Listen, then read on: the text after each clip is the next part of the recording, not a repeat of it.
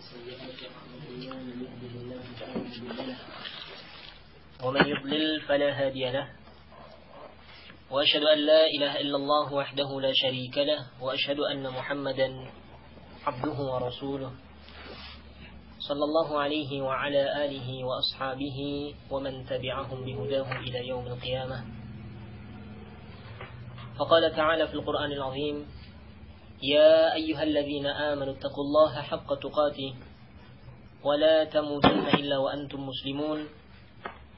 يا أيها الناس اتقوا ربكم الذي خلقكم من نفس واحدة وخلق منها زوجها وبث منهما رجالا كثيرا ونساء واتقوا الله الذي تساءلون به والأرحام إن الله كان عليكم رقيبا. يا أيها الذين آمنوا اتقوا الله وقولوا قولا سديدا يصلح لكم أعمالكم ويغفر لكم ذنوبكم ومن يطع الله ورسوله فقد فاز فوزا عظيما. أما بعد، فإن أصدق الحديث كتاب الله وخير الهدي هدي محمد صلى الله عليه وعلى آله وصحبه وسلم وشر الأمور محدثاتها فإن كل محدثة بدعة وكل بدعة ضلالة وكل ضلالة في النار. أعاذنا الله وإياكم من النار. Ikhwani fi din, a'zani wa a'azakumullah. Alhamdulillah, pada malam yang mulia ini kita masih bisa merasakan nikmat yang Allah Subhanahu wa taala berikan kepada kita, nikmat yang sangat besar.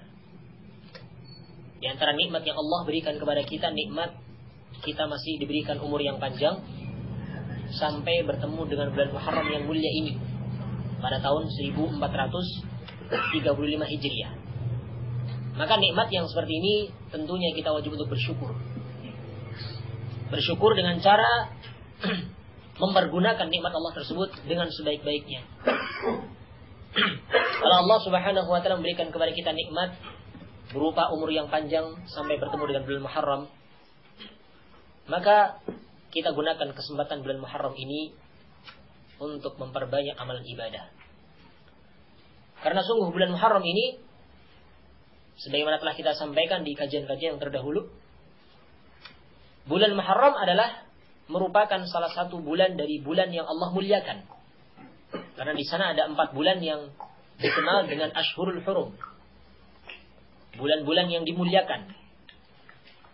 Sebagaimana Allah Subhanahu wa taala berfirman surat At-Taubah ayat yang ke-36, "Inna 'iddatash shuhuri 'indallahi 12 syahran fi kitabillahi yauma khalaqas samawati wal ard minha arba'atun hurum." Allah Subhanahu wa taala berfirman, sesungguhnya jumlah bilangan bulan di sisi Allah sejak Allah menciptakan langit dan bumi dalam kitabnya, Allah sudah tentukan jumlahnya 12. Yani Muharram, Safar, Rabiul Awal, Rabiul Akhir, Jumadil Ula, Jumadil Tsaniyah, Rajab, Sya'ban, kemudian Ramadan, Syawal, Dzulqa'dah, Dzulhijjah. 12 bulan. Allah katakan minha arba'atun hurum, dari 12 bulan tersebut ada 4 bulan yang haram, 4 bulan yang mulia. Dikenal dengan Ashhurul Hurum. Al-Imam Al-Allamah Al-Mufassir Syekh Abdul Rahman Ibn Nasir As-Sa'di rahimahullah ta'ala dalam tafsirnya beliau menjelaskan 4 bulan ini adalah bulan Rajab yang pertama. Ini Rajab bersendirian. Kemudian 3 secara berurutan, Dzulqa'dah, Dzulhijjah dan Muharram. Sekarang kita alhamdulillah masih berada di salah satu bulan mulia, yaitu bulan Muharram. Maka tentunya kita gunakan kesempatan bulan Muharram ini dengan sebaik-baiknya. Kalau bulan tersebut Allah Subhanahu wa taala memuliakannya, maka kita kaum muslimin juga memiliki kewajiban untuk memuliakan bulan tersebut. Tapi yang jadi pertanyaan, dengan cara apa kita memuliakan? Apakah dengan mengadakan perayaan-perayaan tertentu berkaitan dengan bulan mulia ini, ataukah dengan cara yang lain? Maka tentunya di sana Rasulullah sallallahu alaihi wasallam sudah menunjukkan kepada kita, yakni bagaimana sikap kita, bagaimana cara kita untuk memuliakan bulan Muharram. Yani Rasulullah sallallahu alaihi wasallam yakni mencontohkan kepada kita ketika bulan Muharram untuk memperbanyak amalan-amalan ibadah. Untuk memperbanyak salat-salat sunnah, memperbanyak qiraatul Quran, memperbanyak qiyamul lail, memperbanyak majalisul ilm, dan terlebih khusus lagi memperbanyak ibadah puasa. Karena puasa di bulan Muharram ini adalah puasa yang paling afdal setelah puasa Ramadan. Sebagaimana Rasulullah sallallahu alaihi wasallam bersabda dalam hadis dari Abu Hurairah radhiyallahu anhu riwayat Muslim rahimahullahu taala, Rasul bersabda, "Afdhalus siyami ba'da Ramadan syahrullahil muharram. Wa afdhalus salati ba'da al-fardhah salatul lail." Rasul bersabda, puasa yang paling afdal setelah puasa Ramadan adalah puasa Syahrullahil Muharram, puasa di bulan Muharram. Dan salat yang paling afdal adalah setelah salat wajib adalah salat yakni qiyamul lail, salat di malam hari, salat tahajud, salat witir ataukah yang semisal dengannya. Maka di hadis yang mulia ini Rasul memberikan petunjuk kepada kita amalan yang hendak kita perbanyak di bulan Muharram, yakni memperbanyak puasa dan memperbanyak qiyamul lail. Karena amalan ini tentunya akan dilipat gandakan pahalanya di sisi Allah dibandingkan dengan di bulan yang lain, dibandingkan dengan di hari yang lain. Terlebih khusus lagi saya ingin mengingatkan kepada diri saya pribadi dan kepada ikhwah seluruhnya.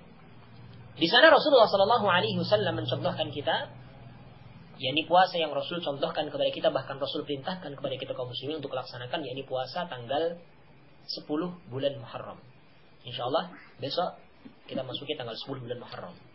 Ini puasa ini dikenal dengan puasa Ashura, puasa tanggal 10 Muharram. Dalam hadis dari Abdullah bin Abbas radhiyallahu ta'ala anhuma yang muttafaqun alaih, sepakat oleh Bukhari dan Muslim rahimahumullah taala, Abdullah bin Abbas menuturkan kepada kita anna Rasulullah sallallahu alaihi wasallam shama yaum Ashura wa amara bi siyamihi. Bahwasanya Rasulullah sallallahu alaihi wasallam berpuasa pada hari Ashura dan beliau perintahkan agar supaya kita kaum muslimin berpuasa hari tersebut. Ini perintah Rasul. Jadi hari Ashura adalah hari yang mana Rasul sallallahu alaihi wasallam perintahkan kita untuk berpuasa. Oleh karena itu bahkan sebagian ulama ada yang menyatakan wajib. Cuman ulama yang lain berpendapat sunnah saja. Cuman sunnah ini menunjukkan kepada kita sunnah yang sangat dianjurkan oleh Rasul, sunnah yang sangat ditekankan dan bahkan Rasulullah sallallahu alaihi wasallam perintahkan. Ini puasa pada hari yakni Ashura, tanggal 10 bulan Muharram. Dan bahkan di hadis yang lain, dalam lafaz yang lain dalam riwayat Imam Muslim rahimahullah taala, Rasul bersabda, "La in baqitu ila qabilin la asumanna at-tasi'." Rasul bersabda, jikalau seandainya aku masih diberikan umur yang panjang sampai tahun depan, ya, ketika itu memang Rasul belum, ketika Rasul perintahkan puasa tadi, ya pada tanggal 10 Ashura, Rasul belum berpuasa tanggal 9-nya. Kemudian ada sahabat yang sedikit menyampaikan apa yang mereka tahu berkaitan dengan agama Yahudi. Orang Yahudi ternyata juga memuliakan hari Ashura ini, tanggal 10 Muharram mereka muliakan. Mereka juga berpuasa pada hari 10 Ashura, yakni 10 Muharram. Sehingga Rasulullah sallallahu alaihi wasallam ya ingin menyelisihi Yahudi, ingin menyelisihi ahlul kitab Yahudi, sehingga Rasul menyatakan la in baqitu ila qabilin la asumanna at-tasi'. Jikalau seandainya aku masih diberikan umur sampai tahun depan, niscaya sungguh aku akan berpuasa tanggal 9-nya. yakni hari Tasu'a. Maka 2 hari ini hari yang disyariatkan untuk berpuasa. Hari Tasu'a tanggal 9 Muharram dan hari Ashura tanggal 10 Muharram. Adapun keutamaan dari puasa Ashura disebutkan di hadis yang lain, dari hadis Abu Qatadah Al-Ansari radhiyallahu ta'ala anhu riwayat Imam Muslim. Abu Qatadah beliau menuturkan anna Rasulullah sallallahu alaihi wasallam su'ila an siyami Ashura. An siyami yaumi Ashura. Bahwasanya Rasulullah sallallahu alaihi wasallam pernah ditanya tentang puasa Ashura. Keutamaan puasa Ashura. Maka Rasulullah sallallahu alaihi wasallam bersabda, puasa Ashura itu yukaffirus sanatal madiyah, akan bisa menghapuskan kesalahan selama setahun yang telah berlalu. Ini keutamaan puasa Ashura, tanggal 10 Muharram, akan bisa menghapuskan kesalahan setahun yang telah berlalu. Maka kesempatan yang mulia ini kita gunakan dengan sebaik-baiknya. Untuk menebus dosa-dosa kita, untuk menebus kesalahan-kesalahan kita, maka kita semangat untuk melakukan puasa insyaallah besok tanggal 10 Muharram. Ini dikenal dengan puasa Ashura. Selain ini merupakan perintahnya Rasul, di sisi lain pula amalan ini benar-benar akan bisa menghapuskan kesalahan kita yang kita lakukan selama setahun yang telah berlalu. Nah, ikhwan fillah azza wa jalla, ini sedikit muqaddimah dari yakni sebelum kita melanjutkan kajian kita dan membahas kitab Mulakhas fi Syarh Kitab Tauhid karya Syekh Dr. Shalih bin Fauzan Ibn Abdullah Al-Fauzan. Karena ini momen yang sangat tepat, yakni sebagai bentuk peringatan kepada diri saya pribadi dan kepada ikhwah seluruhnya, ya bahwasanya ternyata di sana Rasulullah sallallahu alaihi wasallam yakni memerintahkan kita untuk melakukan puasa pada tanggal 10 Muharram, yakni hari Ashura. Maka tentunya kita orang-orang yang mengaku sebagai umatnya tidak sepantasnya kita meninggalkan apa yang telah Rasul perintahkan. Ikhwan fillah azza wa jalla, kita lanjutkan pembahasan kita dari membaca kitab Al-Mulakhas fi Syarh Kitab Tauhid karya Syekh Dr. Shalih bin Fauzan Ibn Abdullah Al-Fauzan hafizahullah taala. Dan sekarang kita masuk di pembahasan yang baru, yakni babud du'ai ila syahadati an la ilaha illallah. Di halaman yang ke-51 dari kitab tersebut. Muallif rahimahullahu taala yakni Syekh Muhammad At-Tamimi rahimahullahu taala dalam kitabnya Kitab Tauhid, beliau membawakan sebuah pembahasan babud du'ai ila syahadati an la ilaha illallah. Bab yakni berdakwah kepada persaksian bahwasanya tiada sesembahan yang berhak disembah kecuali Allah, yakni berdakwah kepada tauhid, berdakwah kepada syahadatut tauhid, yakni persaksian bahwasanya tiada sesembahan yang berhak disembah kecuali Allah. Wa qalillahi ta'ala, dan firman Allah Subhanahu wa taala, dalil tentang pembahasan kita kali ini tentang pentingnya kita berdakwah, pentingnya kita mengajak orang lain untuk bertauhid, mengesahkan Allah, adalah firman Allah Subhanahu wa taala. Dalilnya Allah Subhanahu wa taala berfirman, "Qul hadhihi sabili ad'u ila Allah ala basiratin ana wa man ittaba'ani. Subhanallahi wa ma ana minal musyrikin." Surat Yusuf ayat yang ke-108. Allah Subhanahu wa taala berfirman, katakanlah wahai Muhammad, hadhihi sabili, ini adalah jalanku, ini adalah agamaku, ini adalah dakwahku. Bagaimana jalannya Rasul? Ad'u ila Allah, aku mendakwahkan, aku menyeru kepada Allah, yakni berdakwah kepada dakwah tauhid. Ala basiratin, di atas basirah, di atas ilmu. Ya. Di atas ilmu tentang benarnya tauhid tersebut. Anak aku, wa man ittaba'ani, dan juga orang-orang yang mengikuti aku. Aku dan orang-orang yang mengikuti aku, seluruhnya itu mendakwahkan kepada tauhid di atas ilmu. Wa subhanallahi wa ma ana minal musyrikin, dan maha suci Allah, dan aku bukanlah termasuk orang-orang yang musyrik. Nah, ini dalil yang muallif rahimahullahu taala bawakan dalam kitab Tauhid, yang di sini sangatlah jelas bahwasanya Allah Subhanahu wa taala memerintahkan kepada Rasulnya alaihi salatu wasallam dan juga kepada orang-orang yang mengaku mengikuti Rasul agar supaya berdakwah, mengajak kepada tauhid, mengajak kepada Allah Subhanahu wa taala, mengajak kepada persaksian bahwasanya tiada sesembahan yang berhak disembah kecuali Allah. Sekarang kita baca keterangan dari Syekh Dr. Shalih bin Fauzan Ibn Abdullah Al-Fauzan yang kitabnya di sini. Yang pertama beliau membawakan munasabatul babi li kitab tauhid. Kesesuaian bab ini, pembahasan ini dengan kitab tauhid. Anna al-musannif rahimahullahu taala lamma dzakara fil abwab sabiqati at-tauhid wa fadlahu wa ma yujibu al-khafa min dhiddihi. ذكر في هذا الباب أنه لا ينبغي لمن عرف ذلك أن يقتصر على نفسه، بل يجب عليه أن يدعو إلى الله تعالى بالحكمة والموعظة الحسنة كما هو سبيل المرسلين وأتباعهم. Beliau mengatakan bahwasanya musannif, pengarang kitab Tauhid rahimahullahu taala, ketika beliau menyebutkan dalam bab-bab yang sudah berlalu tentang masalah tauhid, tentang masalah keutamaan tauhid, dan apa yang harus ditakuti, yakni berupa lawannya tauhid. Wa ma yujibu al-khawfa min dhiddihi, yakni apa yang wajib untuk ditakuti, yakni lawannya tauhid, yakni syirik. Maka di sini muallif menyebutkan, dzakara fi hadzal bab, dalam bab ini beliau menyebutkan, annahu la yanbaghi liman 'arafa dzalika, bahwasanya tidaklah siogianya, tidaklah sepantasnya bagi orang yang mengetahui hal itu. Orang yang mengetahui tauhid, mengetahui keutamaan tauhid, mengetahui bahayanya syirik, tidak pantas bagi mereka ayyak tasra ala nafsihi, untuk meremehkan terhadap dirinya ataukah mencukupkan untuk dirinya saja. Ya. Tidak pantas seperti ini. Seorang tahu keutamaan tauhid, tahu bahaya syirik, kemudian dia cukupkan untuk bisa, yang penting saya tahu. Tidak cukup seperti ini. Bal yajibu alaihi ayyad'u ila Allah taala. Bahkan wajib atasnya untuk menyeru kepada Allah, menyampaikan, berdakwah kepada Allah Subhanahu wa taala, yakni dengan hikmah, mengajak manusia agar supaya mereka mengikuti agama Allah bil hikmah, dengan hikmah. wal mau'izatil hasanah, dan juga dengan nasihat yang baik, kama huwa sabilul mursalin wa atba'in, sebagaimana hal itu merupakan jalannya para rasul dan orang-orang yang mengikuti mereka. Ini jelas sangat sesuai dengan pembahasan kita kali ini. Kita bertauhid dengan pembahasan kita kali ini, yakni menyeru kepada syahadah alla ilaha illallah. Ad-du'a, yakni babud du'a ila syahadati, yakni ad-du'a di sini maksudnya adalah ai da'watun nas, mendakwai manusia, mengajak manusia. Ya, bukan doa bermakna meminta, bukan, tapi mengajak. Ya. Yakni da'watun nas, mendakwai manusia, mengajak manusia. Yakni kepada apa kita berdakwah? Yakni ila syahadati alla ilaha illallah. Kita mengajak berdakwah kepada syahadah, persaksian bahwasanya tiada sesembahan yang berhak disembah kecuali Allah. Yani ai ila tauhidillah wal iman bihi wa bima ja'at bihi rusuluhu mimma huwa madlulu hadhihi syahadah. Maksudnya adalah berdakwah kepada tauhid Allah. Berdakwah kepada mentauhidkan Allah dan juga beriman kepada Allah dan dengan apa yang para rasulnya bawa.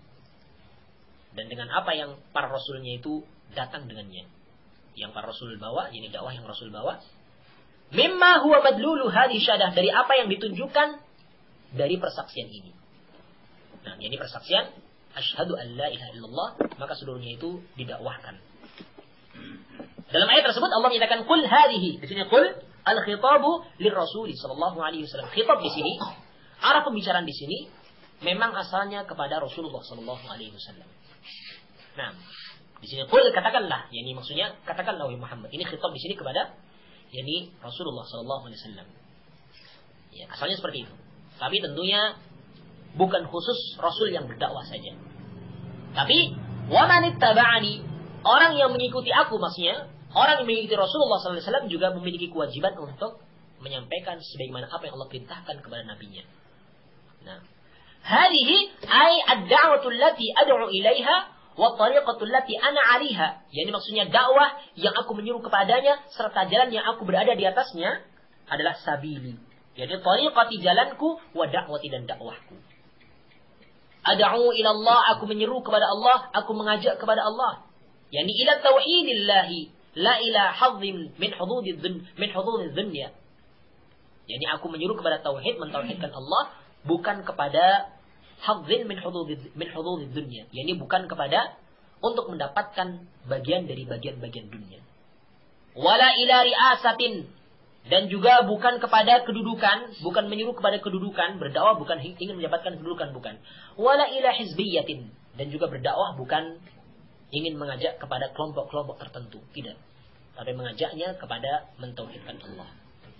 Nah, ala basiratin, di antara syarat dakwah, ya, yakni tadi selain yakni ilallah, untuk Allah, maka syarat yang lainnya adalah ala basirah, di atas basirah. Apa itu basirah? Yakni ala ilmin, di atas ilmu. Ya. Bidzalika wa burhanin, ilmu akan hal itu, akan dakwah yang dia sampaikan itu harus dia memiliki ilmunya. Dan juga burhan, yakni bukti-bukti dari akli, burhanin aqliyin wa syar'i, bukti dari akal, dari syariat. Dan basir adalah al-ma'rifah.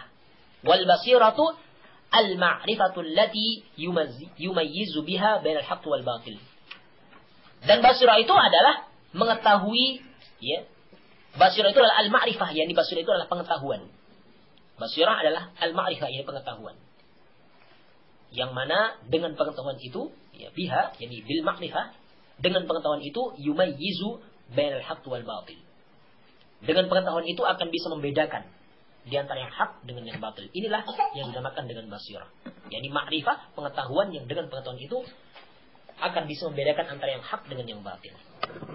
Wa man ittaba'ani, dan juga orang-orang yang mengikuti aku. Maksudnya amana bi wa saddaqani, orang yang beriman kepadaku dan membenarkan aku. Cuma di sini muallif menjelaskan yahtamilu annahu 'athafun 'ala dhamir al-marfu' fi ad'u. Di sini ada ihtimal, ada kemungkinan bahwasanya 'athaf, penggandengan dengan waw di sini, wa man ittaba'ani, ini 'athafnya ini digandengkan kepada dhamir yang ada, dhamir marfu yang ada pada ad'u, aku menyeru. Fayakun mana, maka kalau diatofkan kepada dhamir marfu yang ada dalam ad'u, maka maknanya adalah ana ad'u ila Allah ala basiratin. Wa man ittaba'ani kadzalika yad'u ila Allah 'ala basiratin. Ini artinya seperti ini kalau diatofkannya kepada dhamir marfu yang ada dalam kalimat ad'u. Artinya adalah aku menyeru kepada Allah di atas basirah. Dan juga orang yang mengikuti aku, demikian pula dia juga menyeru kepada Allah di atas basirah. Ini artinya seperti ini kalau diatofkan, digandengkan kepada dhamir marfu yang ada dalam kalimat ad'u. Ini kemungkinan yang pertama. Ada juga ihtimal yang kedua. Kemungkinan yang kedua, wa yahtamilu ay yakuna 'atafan 'ala ad-dhamiril munfasil ana. Bisa jadi di sana ini diatofkannya, digandengkannya kepada dhamir munfasil dalam kata ana wa man ittaba'ani, di sini ana. Maka fayakun maka maknanya menjadi ana wa atba'i 'ala basiratin. Aku dan orang yang mengikutiku berada di atas basirah. Aku dan orang yang mengikutiku itu bersama mengikutiku itu di atas basirah. Maksudnya seperti itu. Kalau tadi kan aku berdakwah kepada Allah di atas basirah. Demikian pula orang yang berdakwah, yakni demikian pula orang yang mengikuti aku juga mereka berdakwah kepada Allah di atas basirah. Kan seperti itu yang pertama. Kalau maknanya di sini, aku dan para pengikutku berada di atas basirah. Ya, seperti itu ya. Jadi kalau diatofkannya kepada dhamir marfu dalam kata ad'u, artinya tadi aku menyeru kepada Allah di atas basirah. Demikian pula orang yang mengikuti juga seperti itu. Mengikuti, yakni menyeru kepada Allah di atas basirah. Tapi kalau diatofkannya kepada ana, di sini dalam ana, dhamir munfasil ana, maka maknanya menjadi aku dan para pengikutku di atas basirah. Wa tahqiq dan kepastiannya, annal 'atfa yatadammanu al-ma'nayaini. Maka ataf di situ terkandung padanya dua makna sekaligus. Fa'atba'uhu hum ahlul basirah. Maka pengikutnya Rasul, hum ahlul basirah. Maka mereka itu ahlul basirah. Orang yang punya basir, orang yang punya ilmu, orang yang punya ma'rifah. Ya. Adba'una ila Allah. Mereka juga orang yang menyeru kepada Allah. Orang yang mendakwah, berdakwah kepada Allah. Jadi, ini makna ini bisa diarahkan dua-duanya. Baik yang diatofkan kepada dhamir marfu dalam kata ad'u, atau yang diatofkan kepada dhamir munfasil dalam kata ana. Ana wa man ittaba'ani. Seperti itu. Jadi ini makna dari kata ana wa man ittaba'ani. Kemudian wa subhanallah. Apa yang dimaksud dengan subhanallah? Maksudnya di sini adalah unazzihullah wa uqaddisuhu an ayyakuna lahu syarikun fi mulkihi aw ma'budun bihaqqin siwahu. Yani aku mensucikan Allah. Unazzihullah. Aku mensucikan Allah subhanahu wa ta'ala wa uqaddisu bi makna artinya sama. Yani aku mensucikan Allah subhanahu wa ta'ala ya. An ayyakuna lahu syarik, yani dari sekutu. Aku mensucikan Allah dari sekutu. Dari keberadaan sekutu. Disucikan Allah itu disucikan, dibersihkan dari seluruh sekutu-sekutu yang ada. Ya. Baik itu sekutu fi mulkihi atau fi milkihi dalam pemilikannya, dalam kerajaannya Allah. Au ma'budun bihaqqin siwahu, ataukah sekutu dalam hal sesembahan yang hak selain dia. Disucikan seluruhnya, ditiadakan seluruhnya. Subhanallah. Maha suci Allah maksudnya maha suci dari sekutu-sekutu. Baik itu sekutu di dalam yakni kekuasaan, sekutu di dalam hal persembahan, ya, maka dihilangkan seluruhnya selain Allah Subhanahu wa taala. Ini makna kata per kata dari ayat tersebut. Sekarang kita lihat makna global. Al-ma'na al-ijmali li ayah, makna global dari ayat ini, dari ayat surat Yusuf ayat yang ke-108 ini. Beliau menyatakan, ya'murullahu rasulahu ayyakhbiran nasa an tariqatihi wa sunnatihi. Annaha ad-da'watu ila syahadati an la ilaha illallah ala ilmin wa yaqinin wa burhanin. Wa kullu man ittaba'ahu yad'u ila ma yad'u ilayhi ala ilmin wa yaqinin wa burhanin. Wa annahu huwa wa atba'uhu yunazzihuna Allah 'anil syariki lahu fi mulkihi wa 'anil syariki lahu fi ibadatihi wa yatabarra'u mimman asyraka bihi wa in kana aqraba qaribin.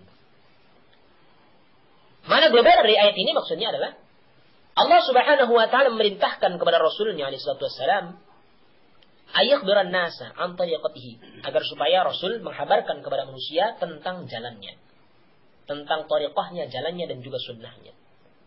Apa itu jalannya, sunnahnya Rasul? Yani annaha ad-da'watu ila syahadati an la ilaha illallah. Bahwasanya jalannya Rasul adalah berdakwah, menyeru kepada syahadah, persaksian tiada sembahan yang berhak disembah kecuali Allah. Ala ilmin wa yaqin wa burhan, di atas ilmu, di atas keyakinan, di atas bukti-bukti. Yang jelas. Wa kullu man ittaba'ahu yad'u ila ma yad'u ilaihi. Dan semua orang yang mengikuti beliau sallallahu alaihi wasallam, mereka juga menyeru kepada apa yang beliau seru. Mereka mengajak kepada apa yang beliau ajak. Ini mengajak kepada tauhid tadi. Ala ilmin, di atas ilmu, wa yaqinin, dan juga keyakinan, wa burhan, dan di atas bukti-bukti. Wa annahu, dan bahwasanya beliau, yakni Rasulullah sallallahu alaihi wasallam, dan juga pengikutnya, wa atba'uhu yunazzihun Allah. Mereka itu seluruhnya mensucikan Allah anis syarik, dari sekutu-sekutu baginya. Baik itu sekutu dalam hal kerajaannya maupun sekutu dalam hal peribadatan kepadanya.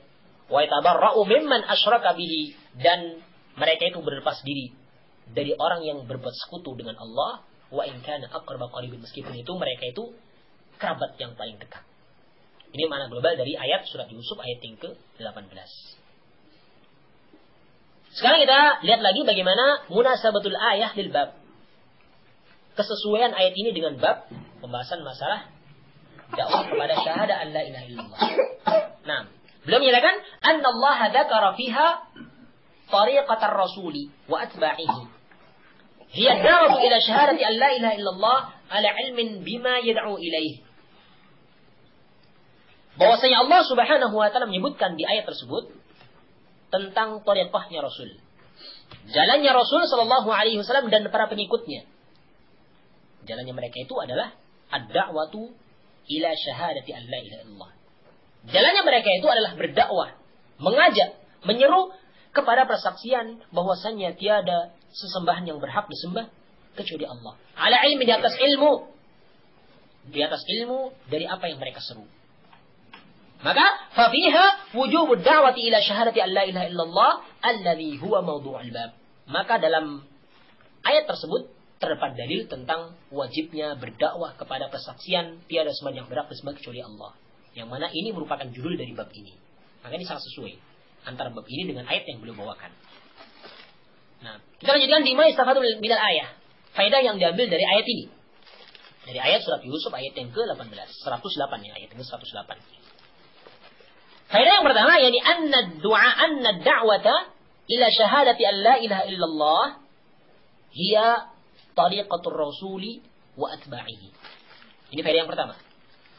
Bahwasanya berdakwah, mengajak manusia kepada syahadah an la ilaha illallah, persaksian tiada sesembahan yang berhak disembah kecuali Allah, hiya tariqatur rasuli wa atba'ihi. Dakwah itu adalah metode jalannya para rasul dan juga para pengikutnya. Jadi kalau kita mengaku mengikuti Rasul, maka kita berdakwah sebagaimana apa yang Rasul dakwahkan. Rasul mengajak kepada syahadah an la ilaha illallah, maka kita sebagai orang yang mengaku mengikuti beliau juga berdakwah mengajak kepada syahadah ini. Persaksian yang mulia ini, persaksian tentang masalah tauhid.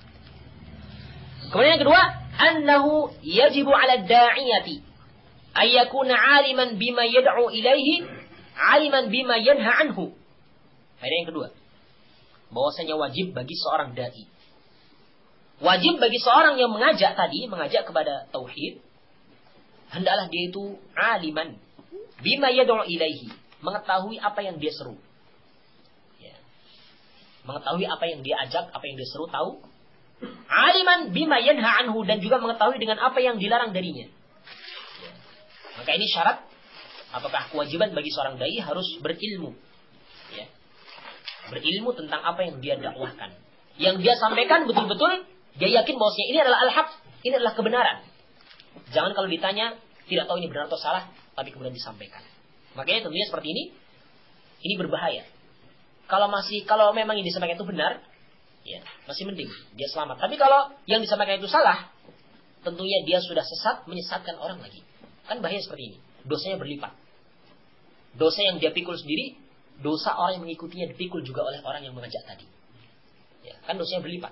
Semakin banyak pengikutnya, semakin berlipat juga dosanya. Kalau memang yang diajarkan, yang didakwahkan itu adalah kesesatan. Ya, maka seorang dai ini wajib berilmu dengan apa yang dia dakwahkan. Tahu kalau yang dia dakwahkan itu benar-benar hak. Dan juga dia mengetahui sesuatu yang dilarang dari apa yang dia ajak tersebut. Ini faedah yang kedua dari ayat tersebut. Asalnya yang ketiga, yakni at-tarbihu 'ala al-ikhlas fi ad-da'wati bi alla yakuna lid-da'iyati maqsudun siwa wajhillahi la yaqsadu bidzalika tahsila malin aw ri'asatin aw madhin minan nasi aw da'watin ila hizbin aw madhhabin. Faedah yang ketiga, di ayat ini terdapat pada tanbih, yang diperingatan.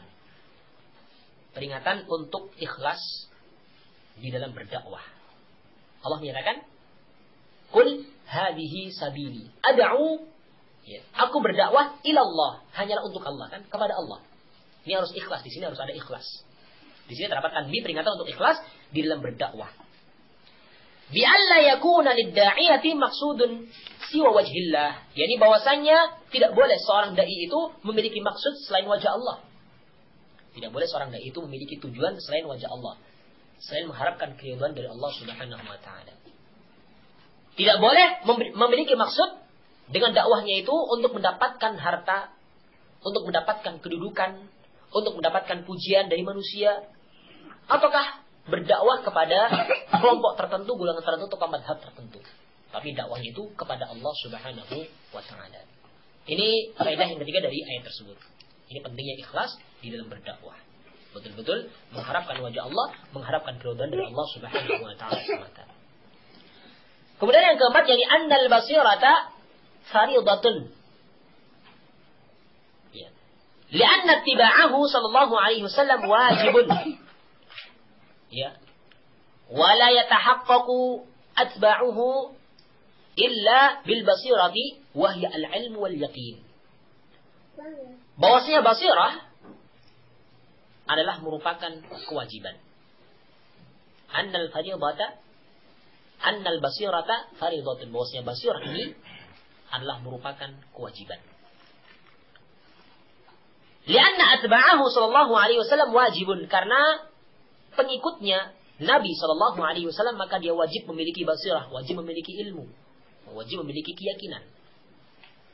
Wala yatahaqqaqu atba'uhu illa bil basirah, dan tidak benar kalau dia mengaku sebagai pengikutnya Rasul kecuali dia itu memiliki basirah, yakni memiliki al-ilmu wal yaqin, memiliki ilmu dan keyakinan. Maka ilmu dan keyakinan itu suatu hal yang wajib bagi mereka orang yang mengaku sebagai pengikutnya Rasulullah sallallahu alaihi wasallam.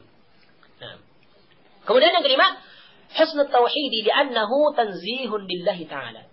Dalam ayat yang mulia ini terdapat faedah yang lain, yakni tentang bagusnya tauhid. Keutamaan tauhid, bagusnya tauhid, karena tauhid itu mensucikan Allah Subhanahu wa taala. Dan sebaliknya, di ayat ini juga terdapat faedah yang lain, yang keenam, qalhus syirki li'annahu musabbatun lillahi ta'ala. Dalam ayat ini juga terdapat faedah tentang jeleknya kesyirikan. Ya. Karena dalam kesyirikan tersebut terdapat celaan kepada Allah Subhanahu wa taala. Orang yang melakukan syirik berarti dia telah mencela Allah. Orang yang berdoa kepada selain Allah maka dia telah mencela Allah. Ya. Orang yang menyekutukan Allah maka dia telah mencela Allah. Maka ini jelas syirik itu suatu yang sangat jelek. Karena dengan syiriknya itu dia telah mencela Allah Subhanahu wa taala. Menganggap Allah itu punya kekurangan. Allah itu maha sempurna dalam segala sesuatu. Kemudian yang ketujuh, yang terakhir dalam ayat ini, yakni wujubu ibti'adil muslim. Wujubu ibti'adil muslim 'alal musyrikin. La yasiru minhum fi syai'in. Fala yakfi annahu la yusyriku. Wajibnya seorang muslim menjauhkan diri dari orang-orang musyrik. Wujubu ibti'adil muslim 'alal musyrikin. Wajibnya seorang muslim menjauhkan diri dari orang-orang musyrik. Ya. La yasiru minhum fi syai'in. Sedikit pun jangan menjadi seperti mereka. Tidak boleh seorang muslim itu menjadi seperti mereka, bersama mereka, orang-orang musyrik. Fala yakfi annahu la yusyrik. Maka tidak cukup kalau seorang muslim mengaku muslim, kemudian dia tidak cukup hanyalah yakni tidak melakukan syirik, tidak cukup. Tapi selain dia tidak melakukan syirik, maka dia juga harus menjauhkan diri dari pelaku kesyirikan. Ya. Karena kalau dia melihat pelaku kesyirikan dan dia diamkan, dia ikut berdosa. Ikut berdosa. Ya, karena tidak ada amar ma'ruf dan nahi munkar.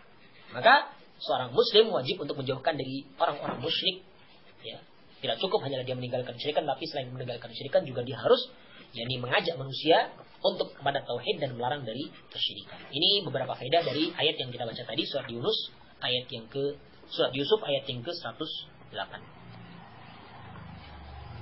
Kita lanjutkan di dalil yang kedua dari al-hadis dalam bab ini yang disebutkan oleh muallif rahimahullahu taala Syekh Muhammad At-Tamimi rahimahullahu taala dalam kitab Tauhid. Beliau membawakan dalil yang kedua dari al-hadis.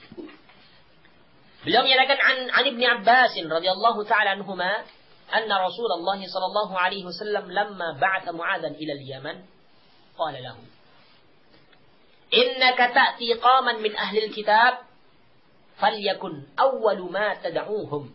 Di sini boleh dua harakat ya. Boleh falyakun awwala ma tad'uuhum atau falyakun awwalu. Nah, kalau awwala ya, kalau awwala dengan memfathahkan ya, falyakun awwala di sini ini juga boleh, atau falyakun awwalu ini juga boleh. Nah, karena di sana ada i'rabnya masing-masing. Ya.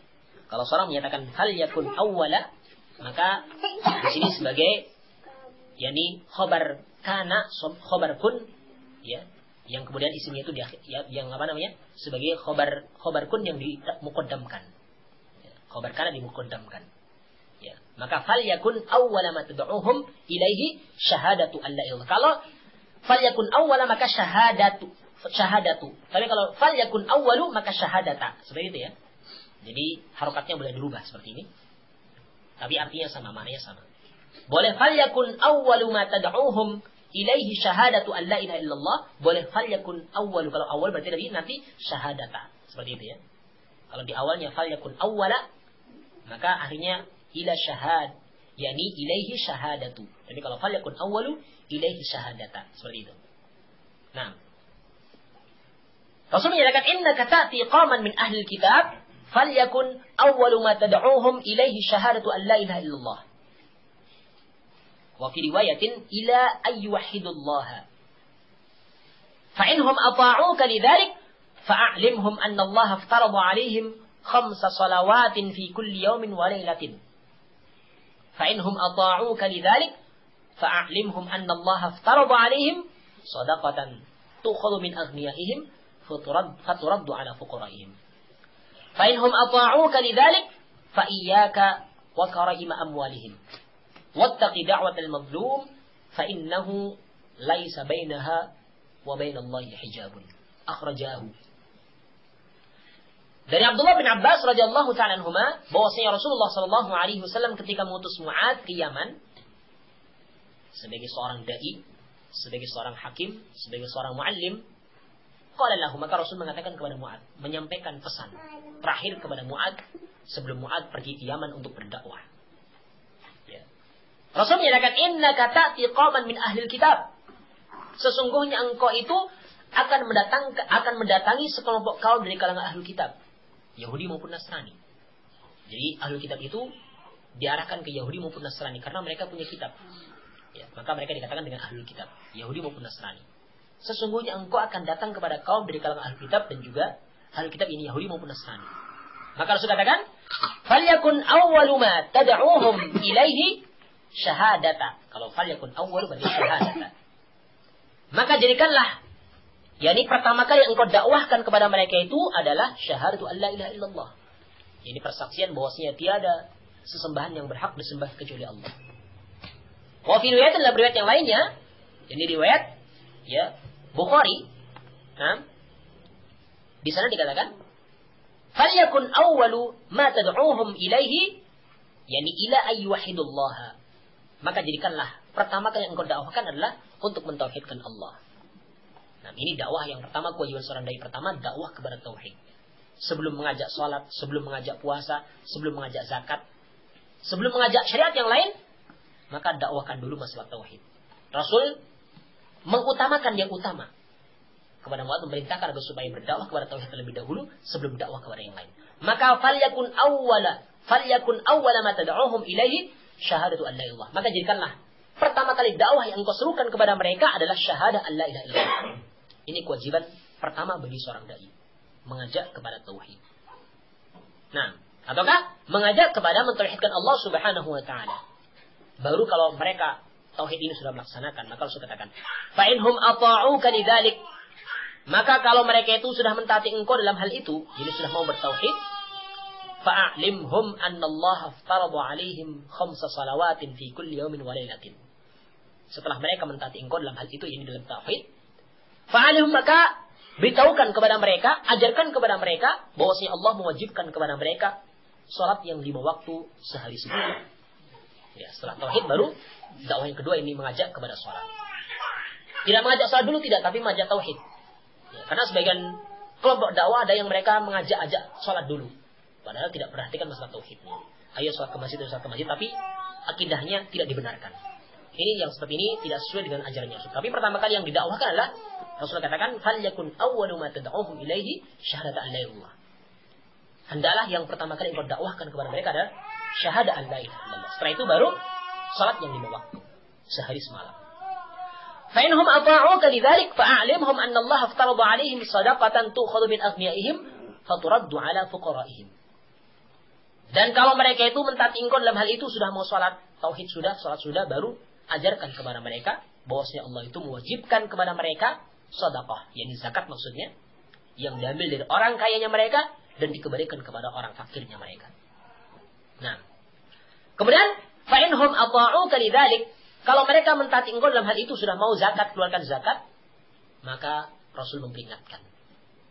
Fa iyyaka wa karaima amwalihim, dan berhati-hatilah engkau dari harta-harta mulia yang mereka miliki. Karaima amwalihim, yakni harta-harta mereka yang mulia yang mereka miliki. Maksudnya jangan mengambil zakat, sebagai contoh misalkan zakat peternakan. Jangan diambil binatang yang paling bagus. Ya, karena ini termasuk di antara bentuk kezaliman. Tapi binatang yang sedang-sedang. Misalkan orang itu punya kambing, yakni nisabnya itu 40 ekor ya. 40 ekor, dia ambil kambing yang paling besar sebagai zakat. Ini tentunya keliru seperti ini. Tapi yang pertengahan tidak terlalu besar juga terlalu kecil, tapi yang sedang-sedang saja. Ini misalkan contoh zakat. Jadi jangan diambil yang paling bagusnya, tapi ambil yang pertengahan. Maka Rasul peringatkan seperti itu, kalau mereka sudah mau mengeluarkan zakat, maka hati-hatilah dari harta mulia yang mereka miliki, harta yang paling bagus yang mereka miliki. Karena itu termasuk kezaliman. Maka Rasul katakan, wattaqi da'watal mazlum. Takutlah engkau dengan doanya orang yang dizalimi. Karena kalau mengambil hartanya mereka yang bagus untuk sebagai zakat, maka ini termasuk kezaliman. Maka Rasul katakan, takutlah engkau dengan doa-doa orang yang dizalimi. Fa innahu laisa bainahu wa bainallahi hijabun, karena sesungguhnya tidak ada hijab, tidak ada penghalang, tidak ada tabir yang akan menutupi di antara dia dan Allah, di antara doanya dan juga Allah Subhanahu wa taala. Allah pasti akan mendengarnya, Allah akan mengabulkan doanya mereka, orang-orang yang dizalimi. Ini akhrajahu dikeluarkan oleh Imam Bukhari dan Muslim rahimahumullah taala. Ini dalil yang kedua dalam bab ini yang menunjukkan tentang pentingnya berdakwah kepada tauhid menjadi prioritas utama seorang dai. Sebelum dakwah kepada yang lainnya, sebelum dakwah mengajak salat, yakni mengajak zakat, mengajak syariat yang lainnya, terlebih dahulu dakwahkan kepada akidah, yakni tauhid, mengesahkan Allah Subhanahu wa taala. Ini perintahnya Rasul kepada Mu'adz ketika Mu'adz menjadi seorang juru dakwah ke Yaman. Perintahnya adalah fal yakun awwala ma tad'uhum ilaihi syahadatu an la ilaha illallah. Maka jadikanlah pertama kali apa yang engkau serukan kepada mereka adalah syahadat an la ilaha illallah. Maka inilah kewajiban seorang dai. Yang pertama adalah berdakwah kepada Allah Subhanahu wa taala.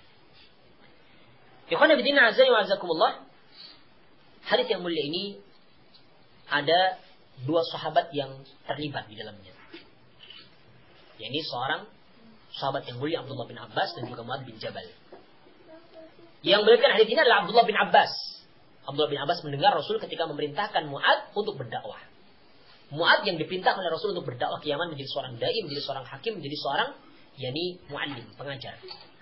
Di sini ada 2 sahabat yang mulia. Yang pertama Abdullah bin Abbas, yang kedua adalah Mu'adz bin Jabal. Kita tahu bagaimana keutamaan 2 sahabat yang mulia ini. Abdullah bin Abbas dari sisi nasab tidak kita ragukan.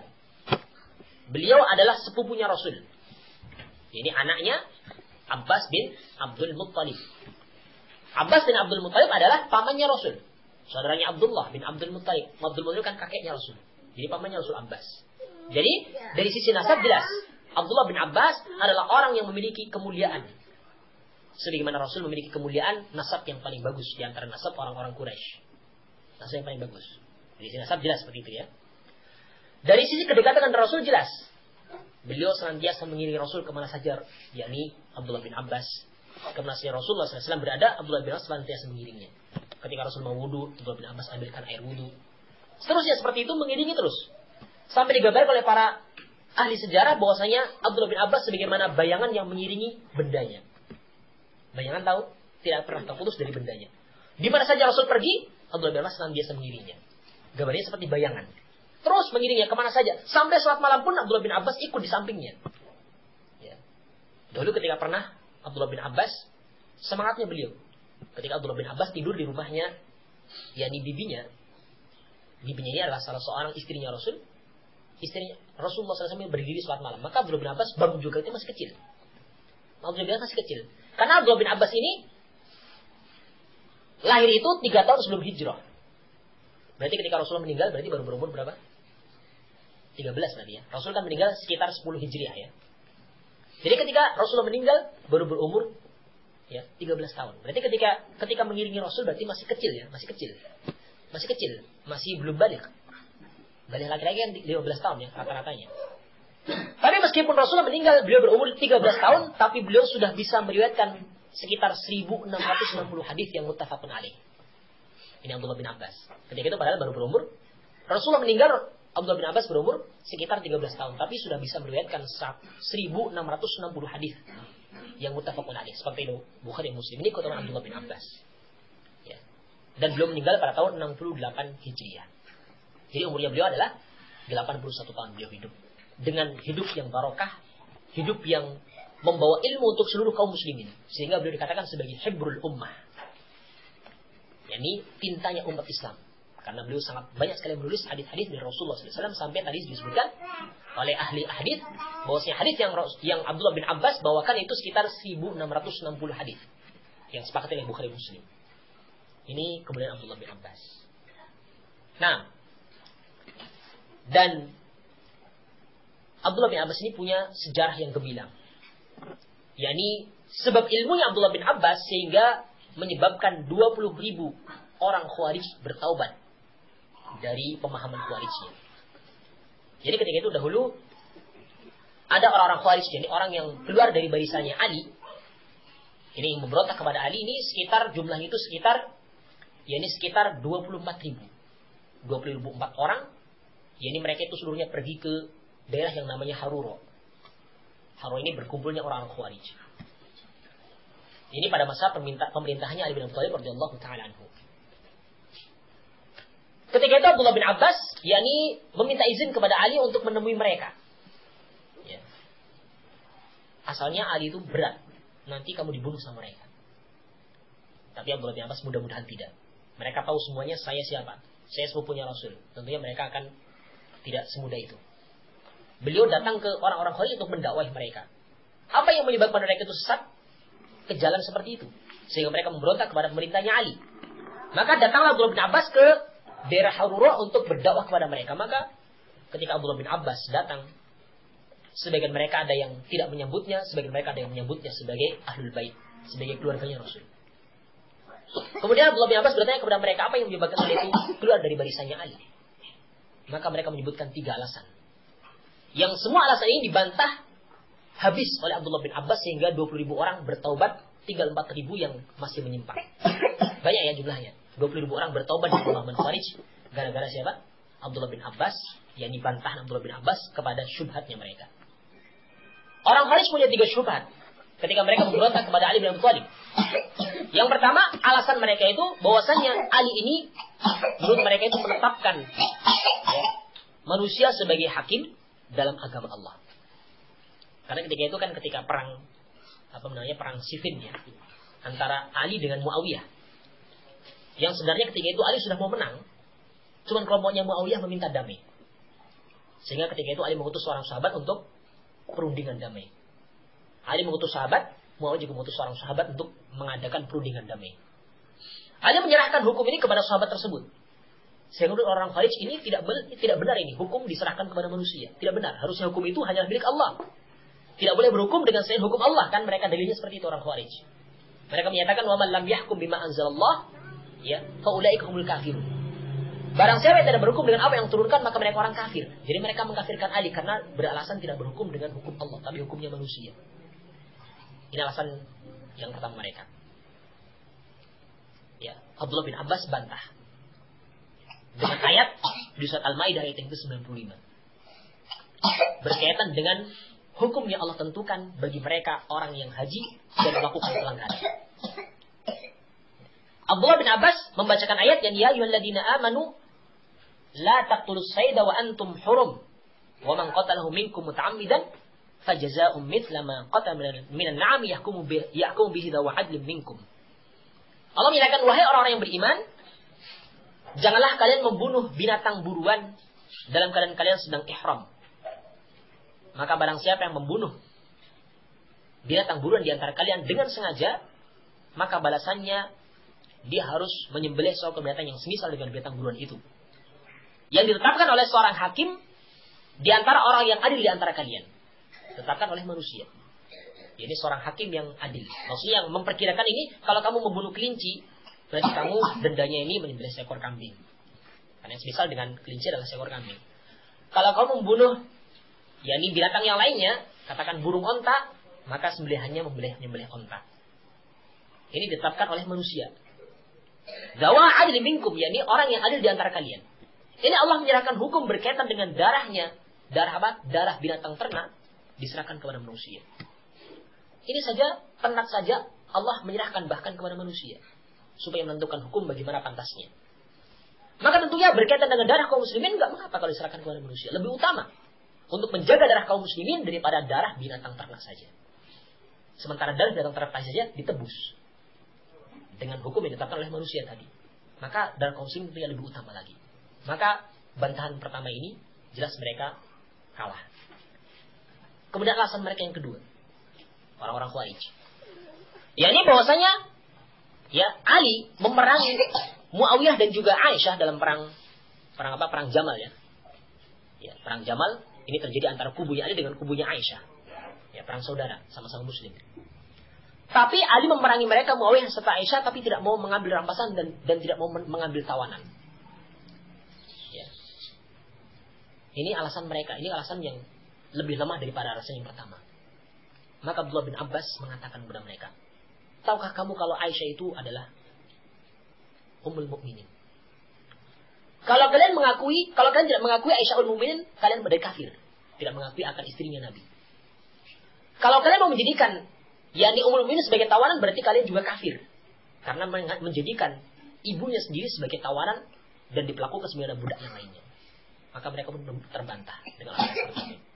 Nah, kemudian yang ketiga alasan yang juga ini alasan tidak kuat juga kenapa mereka memberontak, yakni mereka alasan ketika terjadinya konflik antara Ali dengan Muawiyah ini, ada perang sifil. Mereka itu beralasan kalau Ali itu telah menanggalkan gelar Amirul Mukminin. Karena ketika membuat perjanjian damai antara kubunya Muawiyah dengan kubunya Ali, kubunya Muawiyah tidak mau kalau menyatakan Ali itu adalah Amirul Mukminin. Kalau Amirul Mukminin, kenapa kita memerangi kalian? Jadi tidak mau. Mereka kubunya Muawiyah tidak mau kalau Ali itu dikatakan sebagai Amirul Mukminin, tapi yang mau dikatakan adalah Muawiyah sebagai Amirul Mukminin. Ya, seperti ini. Kemudian Abdullah bin Abbas pun jawab, ya, bukan Ali yang melakukan seperti itu, tapi Rasulullah juga sebelumnya sudah melakukan seperti itu. Dahulu ketika perjanjian Hudaybiyah antara orang kafir Quraisy dengan Rasulullah SAW, ketika Rasul menuliskan sebuah perjanjian Bismillahirrahmanirrahim dari Muhammad utusan Allah, maka orang kafir menolak. Kalau kami mengakui kamu utusan Allah, kenapa kami memerangi kamu? Kan seperti itu. Serta itu kemudian Rasul menyatakan, ya, kalau begitu hapus nama utusan Allah cuma dari Muhammad bin Abdullah. Meskipun Allah tahu bahwasanya aku adalah utusan Allah. Jadi seperti ini pernah dilakukan oleh Rasul. Ya. Rasul saja mau menghapuskan gelarnya sebagai utusan Allah, apalagi Ali. Maka Ali pun ketika dipaksa untuk menanggalkan gelar Amirul Mukminin, beliau pun menerima sebagai bentuk dalam rangka untuk menambahkan kaum muslimin. Maka ini seluruh alasan ini terbantah oleh Abdullah bin Abbas radhiyallahu ta'ala anhuma, sehingga 20.000 dari kalangan orang Khawarij bertaubat dan tinggal 4.000 saja yang masih tetap di atas pendiriannya mereka, tetap memberontak kepada pemerintahnya Ali. Ini salah satu jasanya Abdullah bin Abbas radhiyallahu ta'ala anhuma. Karena demikianlah ilmunya Abdullah bin Abbas, sehingga beliau itu seorang sahabat yang sangat terkenal dengan ilmunya, ilmu fiqihnya terkenal, ilmu tafsirnya terkenal. Tidak ada seorang pun yang menandingi Abdullah bin Abbas dalam ilmu tafsir. Sampai-sampai dahulu ketika kita mundur lagi ya, ke Umar bin Khattab Kalau tadi kan khalifah yang keempat, sekarang Umar bin Khattab juga. Ketika Umar bin Khattab menjadi seorang khalifah, berarti Abdullah bin Abbas umurnya sekitar berapa? Belum sampai 20 ya. Kan Rasulullah meninggal, Abdullah bin Abbas umur 13 tahun. Abu Bakar cuma sekitar berapa tahun menduduki sebagai khalifah? Sekitar 2 tahun. Jadi Umar bin Khattab berarti menjadi khalifah ketika Abdullah bin Abbas berumur 15. Ini sudah menjadi penasihatnya. Penasihat Amr bin Abdullah bin Abbas. Menjadi salah seorang penasihatnya Umar bin Khattab karena dalamnya ilmunya, luasnya ilmunya. Sampai-sampai sahabat yang lain ada yang protes kepada Amir bin Umar bin Khattab ketika itu. Kenapa anak yang masih muda belia diangkat sebagai nasihat? Baru 15 tahun sudah diangkat menjadi nasihat. Belum sampai 20. Baru balik kemarin. Orang bilang anak baru kemarin sore. Ya kalau bahasa kita sekarang seperti itu. Maka kemudian ketika Amr bin Umar bin Khattab mendengar ucapannya mereka, panggil seluruh sahabat yang tidak setuju dengan pengangkatan Abdullah bin Abbas sebagai nasihat, sebagai penasihat. Kemudian sama Umar bin Khattab diadu ilmu tafsir. Belum menyebutkan ayat. Apa pendapat kamu tentang ayat ini? Apa pendapat kamu tentang ayat ini? Apa pendapat kamu tentang ayat ini? Seluruhnya ternyata semuanya itu kalah dengan Abdullah bin Abbas. Tentang ilmu tafsirnya seluruhnya kalah. Sehingga mereka pun seluruhnya mengakui. Sehingga tidak ada lagi yang protes kalau Abdullah bin Abbas diangkat menjadi penasihatnya Amirul Mukminin Umar bin Khattab radhiyallahu ta'ala. Ini beberapa keutamaan Abdullah bin Abbas, dan tentunya kalau kita bahas ini sangat banyak sekali keutamaan Abdullah bin Abbas, dan di sini menunjukkan bahwa Abdullah bin Abbas seorang sahabat yang sangat masyhur, sangat terkenal dengan ilmunya, yang tentunya hadisnya beliau juga hadis yang tentunya hadis yang kita akui. Tentunya beliau membawakan sebuah hadis yang mulia di sini. Nah, ini sahabat yang pertama terlibat dalam hadis ini, dalam dalil ini, yang Abdullah bin Abbas. Kemudian yang kedua di sini Mu'adz bin Jabal. Mu'adz bin Jabal juga seorang sahabat yang tidak kalah. Maksudnya seorang sahabat yang tidak kalah keutamaannya.